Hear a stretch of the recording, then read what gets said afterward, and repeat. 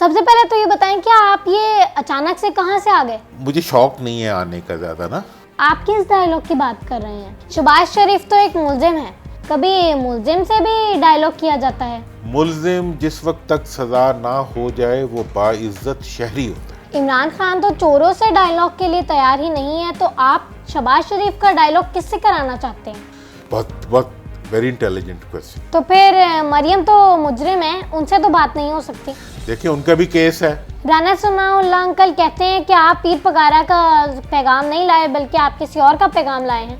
क्या ये वाकई सच है कि आप किसी और का पैगाम लेकर आए हैं? लेकिन अगर राना साहब को किसी और की भी लग रही है तो बात पे छोड़े, उन्हें के पेड़ न गिने आमों पे गौर करें। लेकिन आप मुझे तो बता सकते हैं, मैं कौन सा किसी को बताऊंगी? तुम तो नहीं बताओगी। अस्सलाम वालेकुम व्यूअर्स, मैं हूं मारोश खान और आप देख रहे हैं मेरा चैनल बिप्ता। आज मेरे साथ मौजूद है मोहम्मद अली दुरानी अंकल, जो काफ़ी अरसे से मंजर से गायब थे, लेकिन जब उनकी एंट्री हुई तो काफ़ी धमाकेदार तरीके से हुई। उनकी एंट्री पिछले 3 दिन से बहस का मौजू बनी हुई है। Thank you very much uncle, आपने मुझे आज वक्त दिया। सबसे पहले तो ये बताएं कि आप ये अचानक से कहाँ से आ गए? मुझे शौक नहीं है आने का ज़्यादा ना। अच्छा। इसलिए मैं कुछ जोर भी नहीं डालता। तो ये जब माहौल बना ना मुल्क के अंदर टकराव का, और हर वक्त टीवी चैनल्स पे हर जगह पे पूरे बुरे लफ्ज़ एक दूसरे के लिए बोले जा रहे थे, ऐसे लग रहा था कि मतलब हर जगह पे एक जंग का समा है। तो फिर मेरे दिल दुखा। ये मुल्क तो हमारा ही है ना।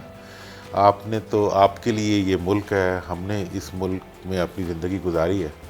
तो मुझे ये ख्याल आया कि इस मौके के ऊपर सियासत के बजाय मोहब्बत की बात करनी चाहिए, लड़ाई के बजाय गुफ्तगू की बात करनी चाहिए। और पूरी महज़ब दुनिया में गुफ्तगू के ज़रिए ही मसले हल होते हैं। हत्ता कि जंगों के फ़ैसले भी मैदान में नहीं होते बल्कि मेज़ पे होते हैं। तो उस तनाजुर में मैंने एक ट्रैक 2 डायलॉग का कॉन्सेप्ट दे के अपोजिशन लीडर से और बाकी लोगों से बातचीत शुरू की। मुझे लगता है कि ये जो धमाकेदार एंट्री है ये मेरी एंट्री नहीं है। हकीकत में ये आवाम के जज्बात की रिफ्लेक्शन है कि लोग लड़ाई नहीं चाहते, इस मुल्क में अमन चाहते हैं, इस मुल्क की तरक्की चाहते हैं, इस मुल्क का रोशन मुस्तकबिल चाहते हैं। राना सनाउल्लाह अंकल कहते हैं कि आप पीर पगारा का पैगाम नहीं लाए बल्कि आप किसी और का पैगाम लाए हैं।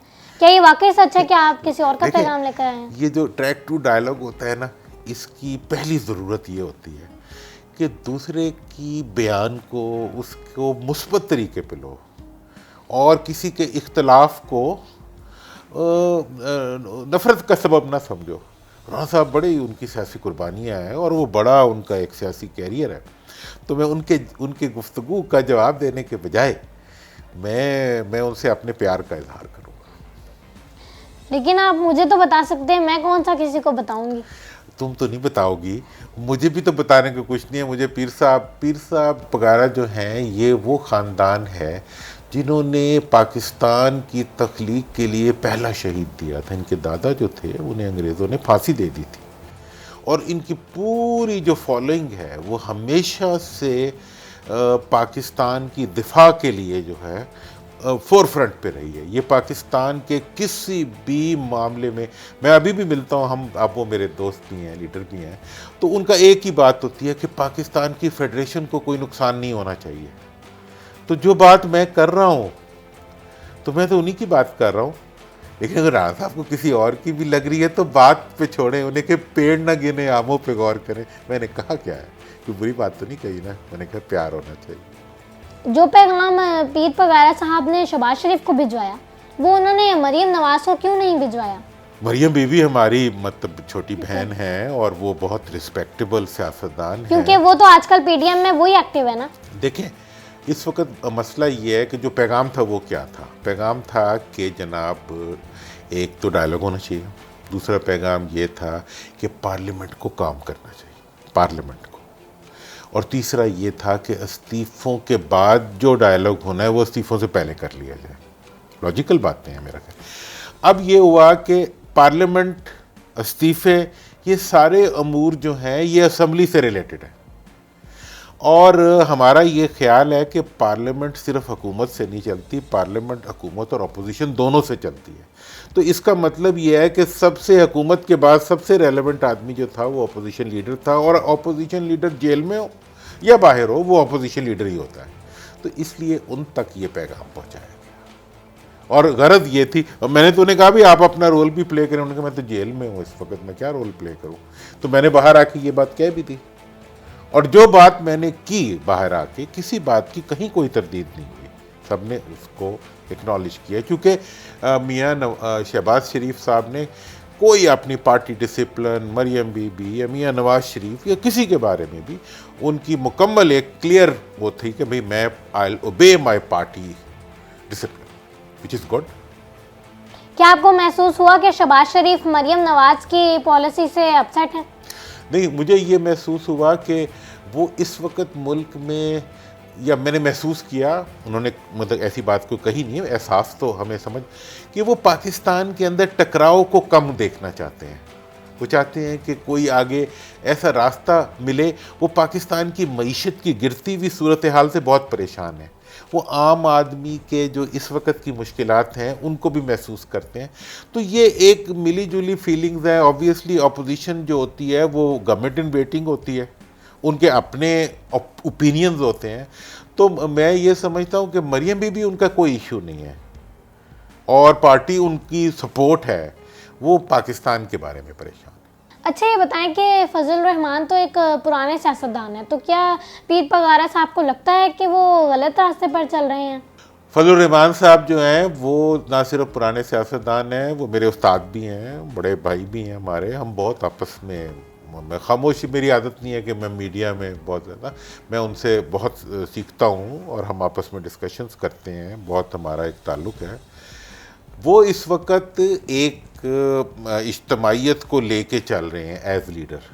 ऑब्वियसली उन्हें सबकी बातों का ख्याल रखना है। तो पगारा साहब का और उनका बड़ा आपस का ताल्लुक़ है, ठीक है जी। मेरा चूँकि बहुत ही ज़्यादा ताल्लुक़ है, तो इसलिए ये इस वक्त जो भी हम कुछ कर रहे हैं वो ये है कि हम अपने ताल्लुक़, अपने दोस्तों और अपने मुल्क के रहने वालों को एक खिंचाव से निकाल के एक थोड़े से बेहतर माहौल की तरफ लाने की कोशिश करें। उसमें आपका बड़ा रोल है। देखिए, 3 दिन पहले मैंने ये शुरू किया, आज आप यहाँ मौजूद हैं, कितनी मेरे लिए इज़्ज़त की बात है। आपके लाखों फॉलोअर्स हैं और सब लोग आपको इतने प्यार करते हैं। इसका मतलब यह है कि हर बच्ची आपकी तरह की और आपका हर फॉलोअर चाहता है कि पाकिस्तान में मोहब्बत फैले, पाकिस्तान में टकराव नहीं, पाकिस्तान के अंदर डायलॉग चले। मुहज़्ज़ब दुनिया में डायलॉग होते हैं, हम क्यों नहीं कर सकते? इमरान खान तो चोरों से डायलॉग के लिए तैयार ही नहीं है, तो आप शहबाज शरीफ का डायलॉग किससे कराना चाहते हैं? बहुत बहुत वेरी इंटेलिजेंट क्वेश्चन। देखें, मेरा यही मौक़िफ़ है। एक इमरान खान साहब का पॉइंट है कि अकाउंटेबिलिटी होनी चाहिए, ठीक है। मैं ये समझता हूँ कि अकाउंटेबिलिटी जिस मुल्क में ना हो वो चल ही नहीं सकता। अब ये बात को गौर से सुनना है, बच्चे भी थोड़ा सा अपना कंसंट्रेशन स्पैन को बढ़ाएंगे कि इसके अकाउंटेबिलिटी के बगैर मुल्क नहीं चल सकता। लेकिन अकाउंटेबिलिटी करने का अख्तियार किसके पास है? पूरी कायनात के अंदर सिर्फ अदालत वो इदारा है जो किसी मुल्ज़िम को मुजरिम बना सकती है, ठीक है नहीं। हम जब किसी को चोर कहते हैं हम उसे मुल्ज़िम बनाते हैं, अदालत जब उसको चोर डिक्लेयर कर देती है वो मुजरिम बन जाता है। मेरा ये ख्याल है कि करप्शन के किसी भी मुल्ज़िम को सिर्फ अदालत मुजरिम बना सकती है। इस वक्त ज़रूरत इसकी है कि जितने भी चोर हैं उनको अदालतें सज़ाएं दे दें, हुकूमत अदालतों को फैसिलिटेट करे इस मामले में। लेकिन हुकूमत के पास ये अख्तियार नहीं है कि वो किसी को चोर कहे। अगर एक्यूज कर सकती है हुकूमत, लेकिन किसी को चोर बना नहीं सकती, बनाने का काम अदालत के पास। तो इसलिए खान साहब का जो ये मौक़िफ़ है कि वो चोरों से बात नहीं करेंगे, मैं कहता हूँ कि जिन जिन को सज़ा हो चुकी है उनसे वो बिल्कुल बात ना करें। लेकिन जिनके अभी केस लगे हुए हैं उनको आप कैसे चोर कह सकते हैं? अभी तो फैसला होना है। तो इसलिए हमें सियासत में इस फैशन को ख़त्म करना चाहिए कि हम अपनी सोच को फैसला बना के लोगों के सामने पेश करें। हमें इंतज़ार करना चाहिए इंसाफ का। ये मेरा मौका है। शहबाज शरीफ तक मुलजिम है, कभी मुलजिम से भी डायलॉग किया जाता है? मुलजिम जिस दिन तक सज़ा ना हो जाए वो बाइज्जत शहरी होता है। जिस दिन उसको सज़ा हो जाती है उस दिन वो मुजरिम बनता है। आपको पता है इस बात का? नहीं पता। मुलजिम और मुजरिम के दरमियान ज़मीन और आसमान का फ़र्क है। पूरी दुनिया के अंदर जिस पे भी इल्ज़ाम लग जाता है या कोई कह देता है तो वो मुलजिम बन जाता है, मुजरिम नहीं बनता। हर मुलजिम के तमाम बुनियादी इंसानी हकूक इंटैक्ट होते हैं। तो इसलिए मैं तो ये चीज़ समझता हूँ कि एक्विजिशंस नहीं होनी चाहिए। हाँ, केस बनाएं, उसके लिए डिपार्टमेंट्स हैं, और हुकूमती अफराद को किसी को चोर कहने का हक नहीं है। चोर बनाने का हक सिर्फ अदालत के पास है। तो फिर मरियम तो मुजरिम है, उनसे तो बात नहीं हो सकती? देखिए, उनका भी केस है। देखिए, होता क्या है कि 4 अदालतें हैं। एक अदालत ने आपको मुलजिम कर दिया, मुजरिम कर दिया, आपने अपील कर दी, आप फिर मुलजिम बन गए। तो ये सारे मामला, देखिए, अदालत का निज़ाम जो है वो इंसान की तौकीर का मुहाफ़िज़ होता है, रिस्पेक्ट का मुहाफ़िज़ होता है। तो ये चीज़ें हैं। अब मैं इस चीज़ के बारे में, जो चीज़ें उस केस की वजह से वो उनको रिस्ट्रेंट कर देती है वो रिस्ट्रेंट कर देती है, जो नहीं करती वो नहीं करती। आप पीडीएम की मूवमेंट के क्या नताइज देखते हैं? मुझे पिछले 2-3 दिनों में जब से ये हमने ग्रैंड डायलॉग और ट्रैक टू डायलॉग का इनिशिएटिव लिया है और पब्लिक ओपिनियन बिल्ड हुई है, आपने जैसे महसूस किया मीडिया के अंदर बिल्डअप हुआ है, तो उसकी वजह से मुझे चंद पॉजिटिव इंडिकेटर्स नज़र आ रहे हैं। मुझे लगता है कि फौरी तौर पे जो इस्तीफ़ों का मामला था वो अभी कुछ अरसे के लिए डिले हो जाएगा। पहले लग रहा था कि जो इस वक्त डेमोक्रेटिक प्रोसेस है इसका, सेनेट के इलेक्शंस का, वो शायद रुक जाएगा। मुझे लगता है कि वो भी अब गालबन हो जाएंगे। और एक और मुझे ये फीलिंग लग रही है कि ये जो इस्लामाबाद के ऊपर एक लश्कर कशी का था प्लान कि जी उसको थोड़ी सी स्पेस। देखें, इस वक्त डायलॉग का मकसद किसी को गलत और किसी को सही साबित करना नहीं है। हम चाहते हैं कि थोड़े टेम्परेचर्स डाउन हो। देखो ना, इंसान जो कहते हैं कि जो गुस्सा जो होता है उसका अंजाम पशेमानी से शुरू होकर कहाँ तक जाता है कि जब भी आप गुस्से में कोई काम करते हैं तो आप गलत करते हैं। इसलिए इस वक्त गुस्से की फिजा बनी हुई है और हम कोशिश कर रहे हैं कि उसको थोड़ा सा कूल किया जाए। वो जब टेम्परेचर बढ़ जाता है ना, अगर उसको ठंडा ना करो आग लग जाती है। आग जब लगती है तो दोनों जल जाते हैं, सब जल जाता है। तो हम ये कह रहे हैं कि इस वक्त जो आग सियासत में लगी हुई है, इस सियासत में कोई जीत नहीं सकता। टकराव के अंदर कभी कोई नहीं जीतता, दोनों ही हारते हैं। एक आज हार जाता है, एक कल हार जाता है। तो मेरा यही मैसेज है आवाम को भी, आप बच्चे हैं अपने घरों में, अपने बड़ों को, अपने पेरेंट्स को, अपने इलाके को, हर एक को कहें कि भाई हमने इस वक्त अपने मुल्क में लड़ाई के बजाय हमने मेज़ पे बैठ के अपने मसलों को हल करना। थैंक यू वेरी मच, आपसे मिलकर बहुत अच्छा लगा। एनी टाइम बेटे, आप किसी भी इशू के ऊपर जब भी चाहें, मतलब हम खड़े होके आपकी डिस्पोजल पे, आप हमारा फ्यूचर है। Thank you.